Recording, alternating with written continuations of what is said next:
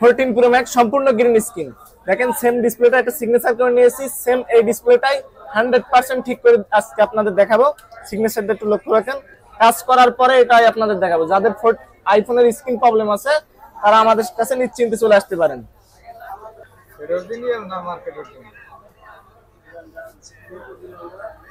আচ্ছা, যেটা দেখিয়েছিলাম এই যে সিগনেচার করা এই ডিসপ্লেটা সম্পূর্ণ কিন্তু গ্রিন স্ক্রিন ছিল। আমরা এখন কাজ কমপ্লিট করে ফেলেছি, এখন আপনাদের সামনে আমি চেক দিয়ে দেখাবো। এই দেখেন সিগনেচারটা কিন্তু সেই সেম সিগনেচারই আছে। এই দেখেন আলহামদুলিল্লাহ ডিসপ্লেটা কিন্তু টোটালি ওকে হয়ে গেছে।